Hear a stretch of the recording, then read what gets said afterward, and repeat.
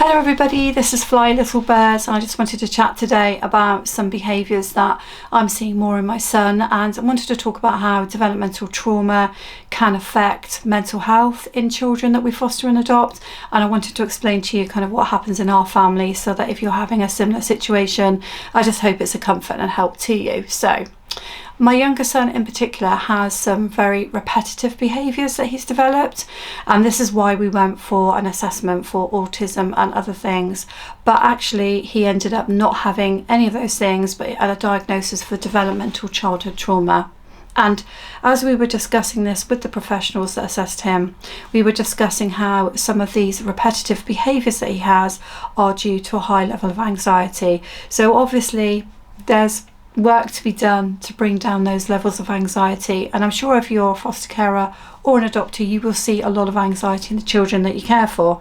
So I want to talk to you about types of things that happen in our house, how I'm trying to deal with that, and whether it's working or it's not working. So what I've noticed is every time there's a change, every time we're going somewhere, every time we go on a holiday, every time there's a different meal on the table, change brings a high level of anxiety to my son. And I'm seeing it more and more. And since we've had the diagnosis as well, even though I knew he had developmental trauma, I guess now we've had the diagnosis, definitely more see when these things are happening. And as an older child as well, I think it's more obvious in older children that it is a behaviour that's developed. He does things like stroking things, touching the table. He tends to kind of go and do a particular movement or stroke on himself, the table, a toy, and he'll do that more than once to. It seems like he's trying to get stimulation back to his brain, back to his body, but it's also something that he says to me he's developed. It's almost like an anxious, I need to touch this table or I need to touch this object, and then I won't be hurt, or I won't pick up a disease, or I won't die, or like a high level of anxiety, which is not connected with the thing that we're doing. But he does a lot of that. He also does a lot of, before he goes to bed, certain things have to happen, and we've broken a little bit of that. The curtains had to be in a certain position, certain kind of width open. Let me know in the comments if you have any of these things happening. It will be a real comfort to me if you actually have any of these things happening. The curtains have to be in a certain place. The way he does things before he goes to bed, so even though if he gets into a negative pattern, so he always likes to have a drink of water by his bed, but he always waits for me to get that drink of water. Not because he can't get the drink of water, not because he doesn't want to, because that's the pattern that happens. So when it's bedtime, instead of going straight into the bathroom to do his teeth, he'll wait for his brother to do it. He'll come into me and say he wants to be with me. Then he will go and do it. Then he will get into bed. And then, as I say, certain things will happen around the kind of almost the way we cuddle in bed, the way the door's left certain ajar.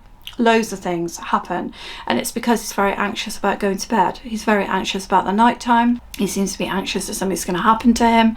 So it's really hard. It's really hard to see. It's really hard to deal with. But at least I feel like we know what we're dealing with now. So ways that I get around this, or try to get around this, is to talk about it. So when he's doing something, I don't block him. I don't normally say, can you stop stroking that table?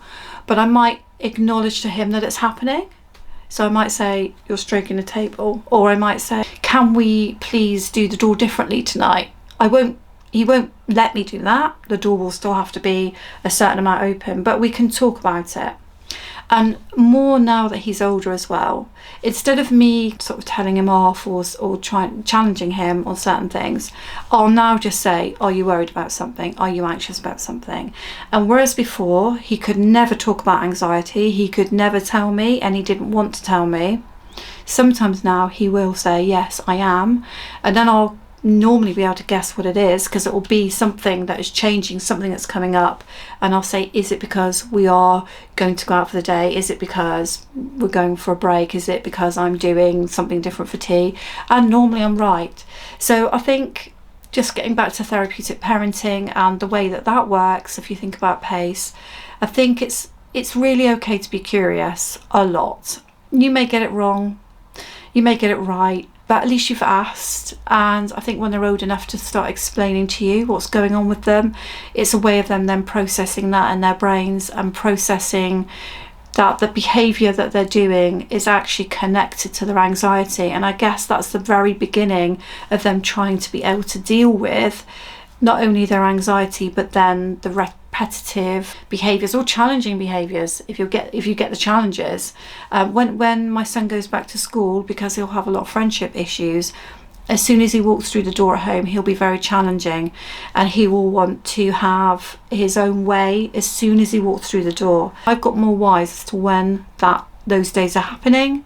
I can see that anxiety in him, and we never used to be able to break that behaviour. What would happen, would there be a meltdown that evening, either before tea, after tea, or before bed, because actually he hadn't discussed the friendship issue and it was weighing heavy on him. But shall we say 50% of the time, maybe a bit more, we can sometimes get in earlier and actually have a discussion around it. So I guess what I'm saying is, if you are dealing with these challenging behaviours, it does get easier in the sense that as a child gets older, there can be more discussion around it, and you will gradually start to see patterns. Bearing in mind, of course, some children do have autism, and sometimes children do have childhood conditions, so therefore it's not always childhood development trauma, but in our case it is. And if you haven't fostered or adopted yet, then I think it will help you to see that these things happen, and it's okay. It doesn't make the child that you are looking after odd or different or unreachable in any way. It just means that their anxiety is affecting their mental health, it's affecting their behaviour, it's making them repetitive, it's making them put things into place that almost like they're trying to control that anxiety. So it happens, so repetitive behaviours and odd behaviours is part of the behaviours that you can expect with fostered or adopted children who've experienced childhood trauma. So I hope that helps you. I will link some more videos at the end that might be of interest to you. Perhaps I'll link the Therapeutic Parenting playlist if you've not seen those videos. And please subscribe, and I will see you on Fly Little Birds. Thank you.